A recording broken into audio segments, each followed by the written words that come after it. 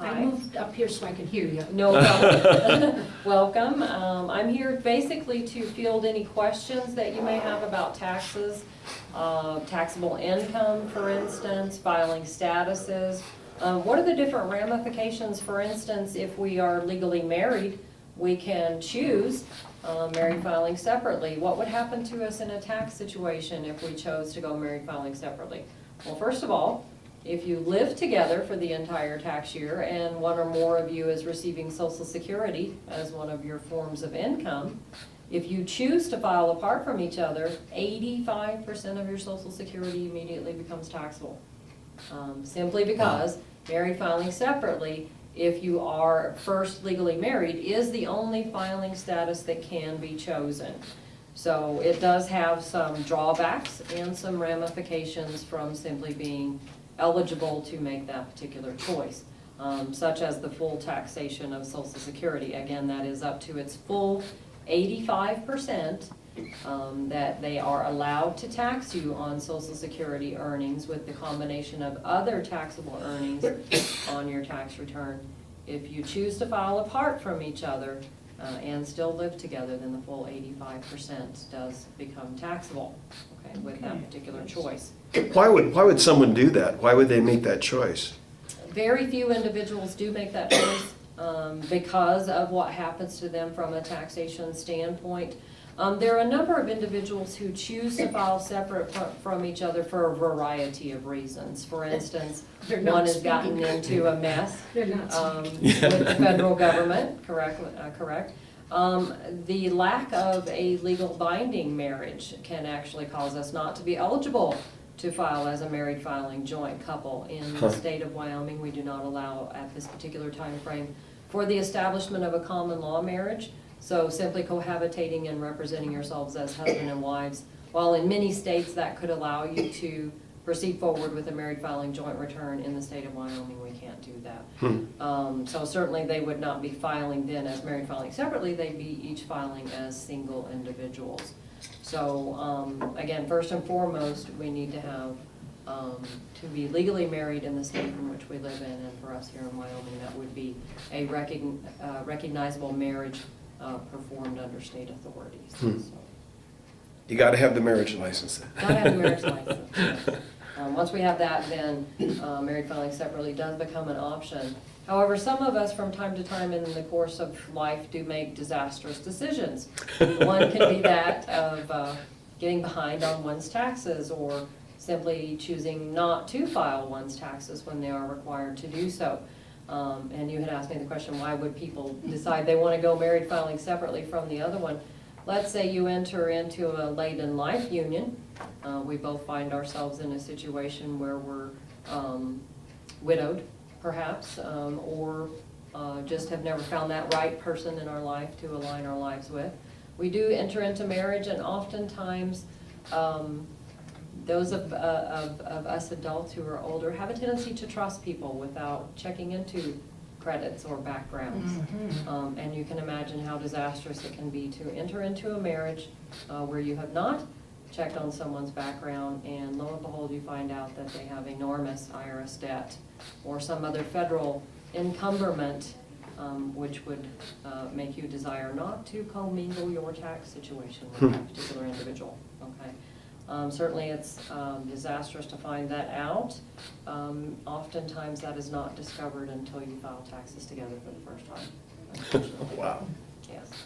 So there are a number of reasons that would precipitate the choice of married filing separately. But again, IRS debt or federal debt of any kind which could offset a potential refund situation is one of the most common that we see by American citizens. With that being said, the IRS has provided a provision for that with the electronic filing of what's called an injured spouse form.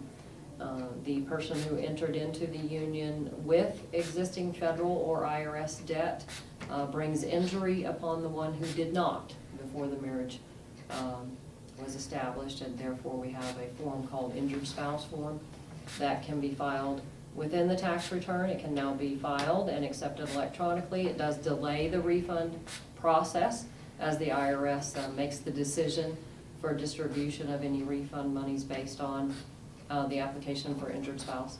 So it can delay it slightly, but it is still a win-win situation for the married couple. A little bit of the refund money gets taken to satisfy any IRS or federal debt, and then a little bit of the refund goes into the household to continue to support the household. A little bit about refiling joint and married files. Right. Separately. We had, before we started, we had a just kind of casual conversation talking about how if 1 year you file and you get a refund, and the next year your income hardly changes at all, and you file and you end up having to pay. How can something like that happen? That is with the ever-changing tax tables. Both the withholding tables are changed regularly. So withholding tables are printed in what's called a set of tax tables called the Circular E. Those are the guidelines for employers and those like Social Security Administration, retirement administrators. That's the guidelines for how much mandatory withholding should come out of each and every check before it is mailed out.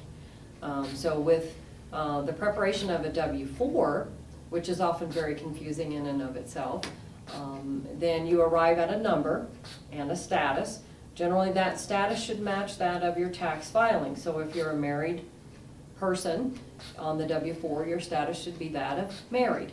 If you follow the worksheet though, we do find that it is so confusing that many individuals often arrive at an incorrect number for the number of exemptions that should be calculated in when trying to figure their mandatory withholding. So if the W-4 is filled out improperly, simply because of confusion with the worksheet itself, it can lead an individual to come up with too many numbers to claim, and then have a tax balance or a complete shifting and a change in that withholding. Do your retirement sources ask that you fill out new W-4s regularly, or do they only do that when you sign up for retirement income? Do you know? Or is that based on who administers the retirement distribution? Yeah, I think that's what it is. Generally, it starts when we retire, so from time to time, we may need to contact them. You're talking like pensions and that kind of stuff? Correct, yes, sir, for pensions and things of that nature. Yeah. I'm not aware of them asking on a regular basis. I know they do ask you upon retirement, but they don't come back and check on you a couple of years later and say, hey, has anything changed? Should we update your W-4 the way employers might do so on an annual basis? For those types of organizations, W-4s can be obtained either at irs.gov, okay, or certainly at Liberty Tax Office. We keep blank ones around to assist individuals with those frequently, because misunderstanding of how your taxes should be withheld can often lead to that disastrous balance due at the tax table that many of us so dread. I don't know anyone who enjoys writing out a check to the U.S. Treasury, and certainly when taxes are due, we need to make provision for those. So adequate tax planning on an annual basis is advised. And in a year when you're not necessarily required to file taxes, again, please feel free to avail yourself of Liberty Tax Services free service to senior citizens. Free consultations. We'll sit down and do tax planning with you, review your incomes, let you know which of those incomes are taxable, which ones are used to calculate the taxability of Social Security, because even tax-exempt interest, large amounts of it, in excess of $3,000 to be exact, can cause a portion of your Social Security to become taxable, even though the income itself is called tax-exempt interest. Yes. The receivership of that can also cause Social Security to become taxable. So it can be very confusing and a little bit frustrating to hear from the powers that be at Social Security Administration that you're no longer in a taxation situation when they themselves are not aware of all of the other forms of income that might be coming into your household. So that statement should always be prefaced with, depending upon your other forms of income, your Social Security may or may not be taxable. Can we back up just a little bit with the W-4? Wouldn't an estimated tax take care of that? It can, yes ma'am. Many individuals do not want to be encumbered with trying to remember to make an estimated tax payment on a quarterly basis. Yeah. So voluntary withholding is how it's deemed for those of us later in life. Okay. Voluntary withholding can happen from your Social Security or any other forms of retirement that you have. Could you explain to us how to determine the amount of estimated tax to pay for the Estimated future? tax, yes. Estimated tax is always based on the amount of tax due in every tax year. Okay. For the following year, you should have 100% of what your tax balance was for the previous tax year in the IRS coffers as an estimated tax payment. So you would divide that tax balance by 4, Yes. or 90% of what you expect to have to pay for the current tax year. So again, that would involve thorough tax planning and regular visits with your tax professional. Sure. Thank you. Absolutely. Excellent question. You also mentioned a moment ago about writing that check out to Uncle Sam, and that nobody likes to do that particularly. So what happens if April 15th comes around, or is it April 15th this year? Or It is. It yeah. will be a Wednesday this year, so Okay. it'll be right on the 15th. So what happens if it comes around and you owe money and you don't have it? What are your options then? It depends on the amount of the debt. If it's under $1,000 and you would like to pay it off timely, an installment agreement request with the IRS is not recommended. Those are a payment method by where your debt is spread out over 3 years. Minor penalties and interest occur the entire 3 years. You're locked into a monthly payment. Okay. Many of us, when we have a balance due at the tax table, it is not so large that that type of an extreme payment plan needs to be entered into. Simply a series of payment vouchers and get it paid off as quickly as possible is your best course of action. The IRS certainly will charge penalties and interest. However, those are very palatable, very agreeable, and nothing like the charging of credit card interest. On average, the IRS interest runs anywhere from 2 to 5%, where comparably speaking, credit card interest can be 13 to 18%. So the IRS, has a bad reputation for penalties and interest, but I do find that they are easier to work with a lot of times than some of your other payment options.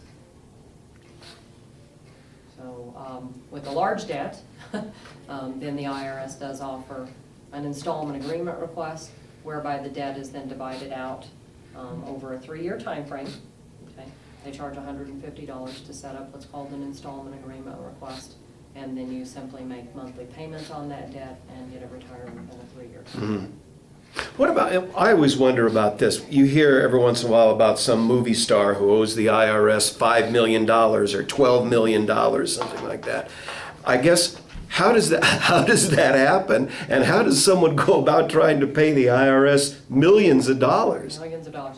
Those types of things, believe it or not, happen in any number of ways. I do find that the most common, though, is simply that of not filing the correct tax return. Not filing at all when you have large sums of income, or the complete incorrect filing of income represented and the corresponding expenses that should be offsetting that particular income. You hear a lot of false advertising by 1-800 numbers. If you have a large amount of debt, contact us, we'll get you out of it. By and large, you can only get out of IRS debt with a correct tax filing. Okay? There are some avenues called offer and compromise, but you quite literally must qualify in order to make an offer and compromise. And the rich and famous that you mentioned have property, and they have holdings, and they have things which the IRS can seize and sell to pay your extreme IRS debt. So those, while we hear about those kinds of things, we very rarely often hear about their ultimate consequences, which can be utter devastation, the loss of quite literally everything.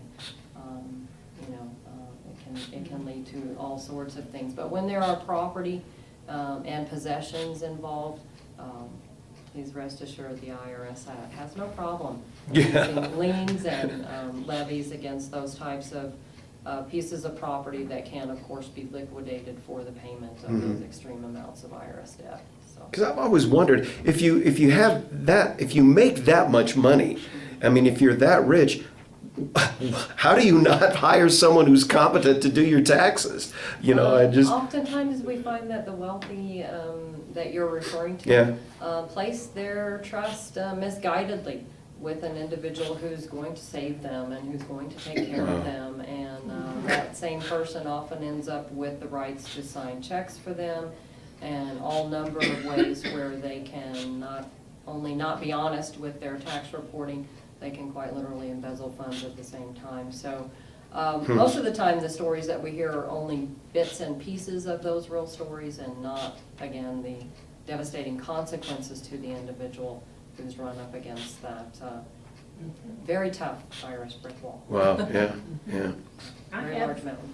I have a new question Yes, ma'am. about an extension.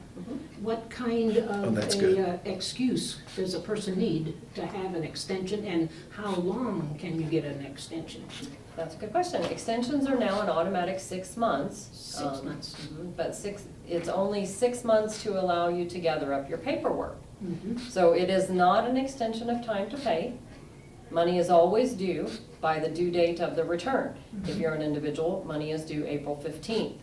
Whether or not you need additional time to gather up all of your paperwork and potentially change the outcome of your balance due does not matter to the IRS. So your extension is given for extension of time to gather up the actual paperwork. Okay. If you feel like you have a balance due, that is expected to be remitted as of April 15th. Okay. Okay. It is a common misconception, though. People, most frequently, the number one reason asked for an extension is, I need an extension of time to pay. Yes. There is a provision under tax law for that in extreme cases of hardship, and again, it's very difficult to prove that you qualify for those extension under the hardship rules for a time to pay. Okay. They're pretty rare. As a matter of fact, the form is almost impossible to find on irs.gov. It does exist, but it's very difficult to find. It is very difficult to find and very difficult to justify and prove to them that you absolutely What about cannot pay. illness, and somebody is seriously ill or in the hospital and things like that? I do find that, again, at this particular point in time, the IRS is still staffed and manned largely by human beings who do understand that life will throw us a curveball from time to time. If you're the type of taxpayer who is mysteriously ill every year at April 15th, then you would wear them out with requesting for that. But I do find that they're pretty reasonable to work with. Okay. In extreme circumstances, we can get penalties waived. Interest is one thing that they just can't budge on under the legislation provided for their guidelines, okay? But penalties quite frequently will be waived, when the circumstances are certainly explainable to them and they can see the series of events. Those often show up in your finances.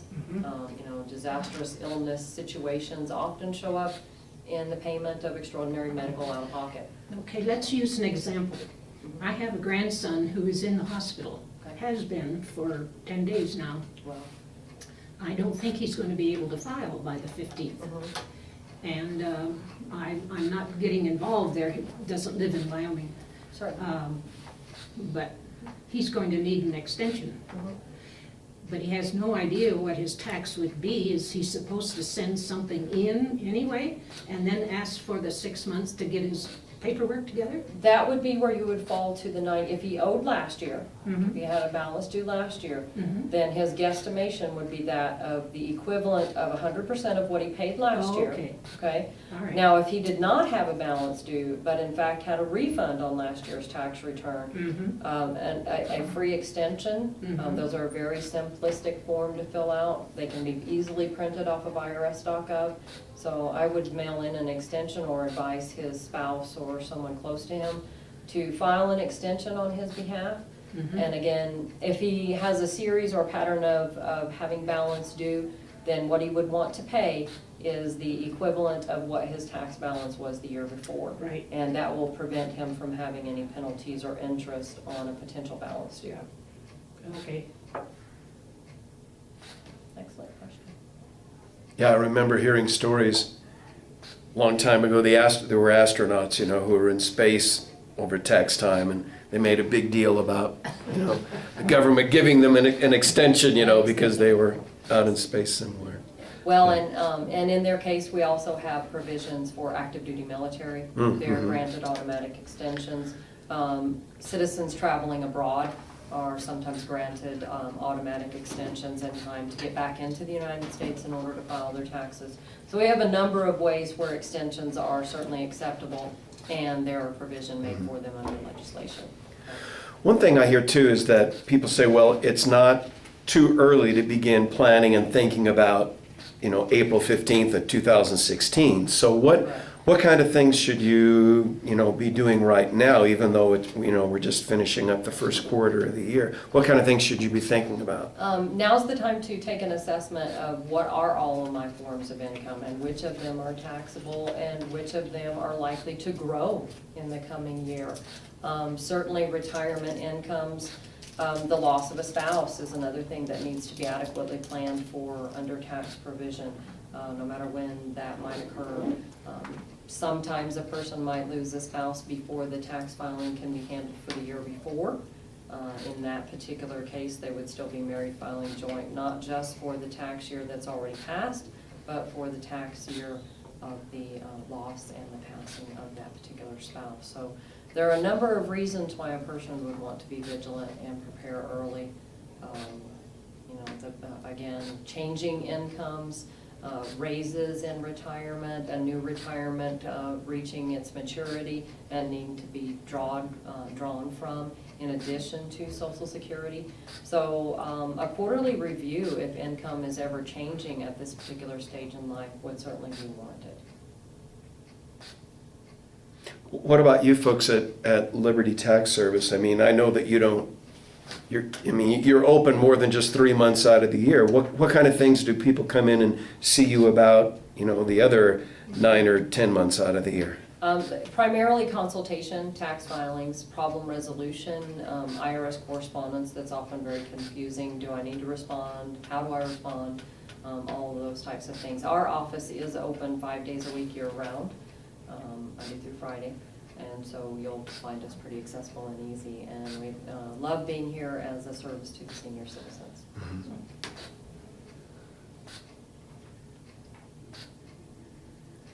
Did you want to cover some of the paperwork that you brought with you? I Or? basically just have a few things I can leave behind. Now, when I was here last time, I did talk to you about identity theft. If any of you should find that yourselves in those predicaments, certainly I would encourage you to stop by our office and visit with us. But I'm leaving a chart or course of action for all of you.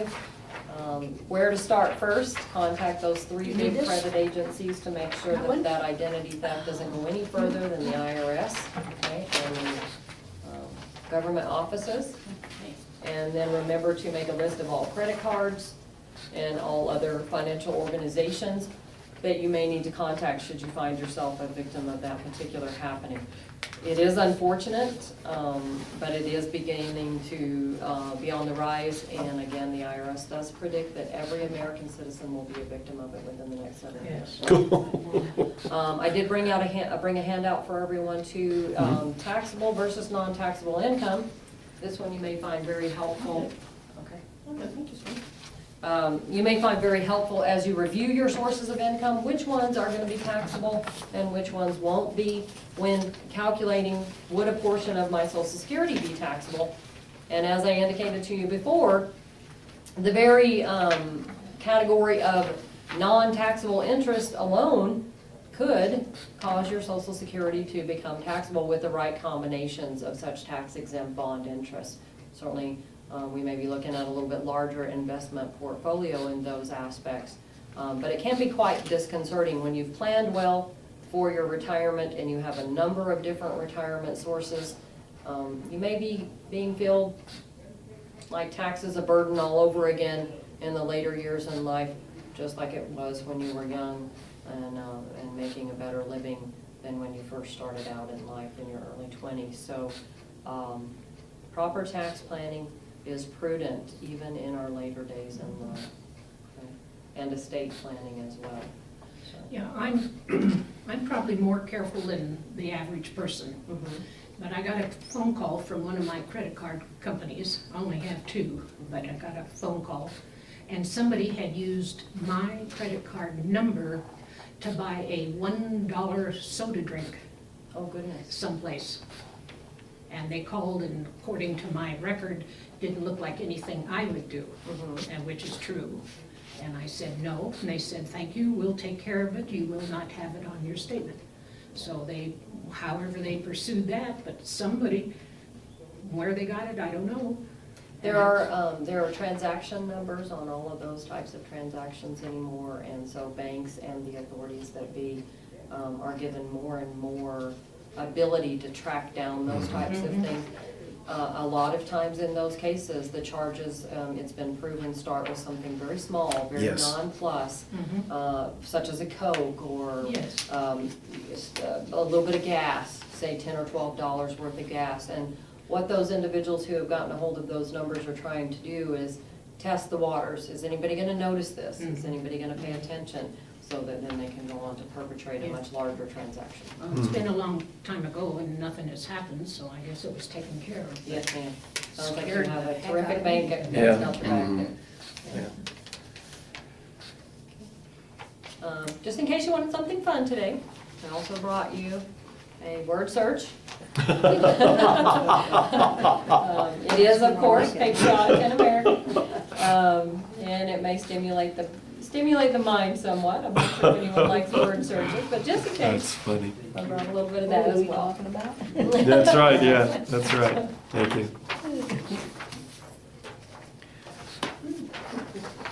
Any other questions, anything else?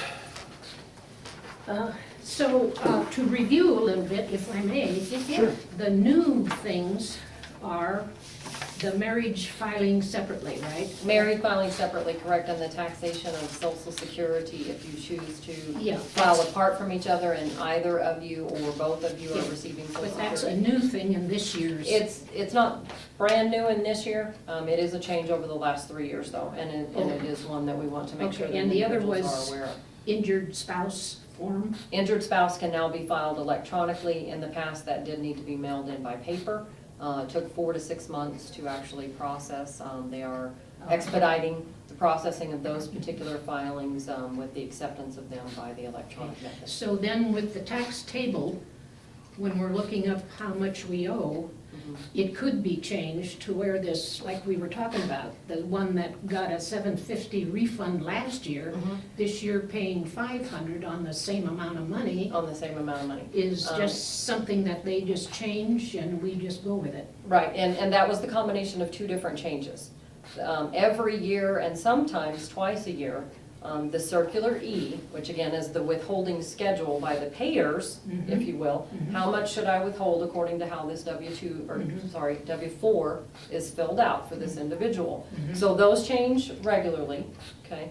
And then our income itself sometimes goes up just a fraction of enough to move us up into the next tax table, and those tables themselves are also changed each and every year. Okay.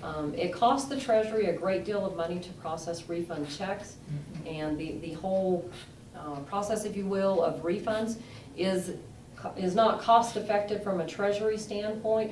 So both the Circular E's and the tax tables are changed just slightly each and every year to get American citizens closer to what they call a break-even point. Pay just enough to cover your tax balance, but not so much that you get a great big refund. And that's where ideally all American citizens would be striving to get and striving to operate, not looking forward to and literally living for the day of that large refund check. But I do hear young people say they have no exemptions in order to get a larger check because they're going to buy a boat or something. That's a large pie-in-the-sky dream, okay? There are very large refunds that do hit the streets in January and February from low-income families who receive rather large credits for both the combination of having children and being in lower income brackets. The primary refundable credit puts money in a taxpayer's pocket. A non-refundable credit goes directly to tax liability. Earned income credit is the largest, most misunderstood, and most abused refundable tax credit. Earned credit, yes. Mhm. Yes, ma'am. Earned income credit also, generally speaking, only happens when we have children in the household or when we are a low-income individual in what's called the federal poverty tables. I'm not sure if you've heard of those or not. Earned income credit tables mirror the federal poverty tables. So if you're eligible for earned income credit, you are quite literally in America's federal poverty level. Okay? And large refunds do occur in those types of households, but those are quite literally the households who are living and sometimes barely existing from paycheck to paycheck. Not a great way to count on supporting your family during the year. Yeah. In any, as that is a government credit and is something that is issued at the tax table, you know, that's subject to change under legislation. So it's not something that we encourage young people to live for and survive for. I was always told that if you were waiting for that big tax refund, all you've really done is let Uncle Sam have your money for a year tax-free. You absolutely are correct. Yeah. You are Yes, correct. but the younger, Interest-free, yeah. the Mhm. youngest couples, it's the only way they can save. Yeah. Because if they had the money, they'd spend it. Interestingly, no, single individuals and young married couples trying to use the IRS as a savings account and over withholding on purpose are quite literally putting themselves in a review bracket due to identity theft. Yes. Because identity theft returns, traditionally speaking, are low amounts of income with high amounts of withholding. Those young people are putting themselves in an automatic internal review that can delay and slow down their refund money. Last year's, we had 2 cases of single individuals purposely over withholding to buy a TV, one was, and one was saving for a trip. It took them over 9 months to get their refunds. Simply because the IRS picked them for review, because their over withholding caused them to withhold more than 22% of their earnings, and that looks suspicious to the IRS. Okay? We're in a new age now where they have to have parameters for what draws suspicion. What do we need to look at so that we can prevent further attacks of identity theft on American citizens? And unfortunately, some, you know, well-meaning individuals who are trying to use the IRS to save have been caught up in those particular types of reviews. So, you know, as you pointed out, it's just not wise to use the IRS themselves as a savings account. Number one, there is no interest paid, and number two, you need to be disciplined to save by another method rather than trying to use the IRS for that. It's not always possible for young people. They'll have to get a little bit more creative with providing provisions for themselves for saving. Anything else? Thank you.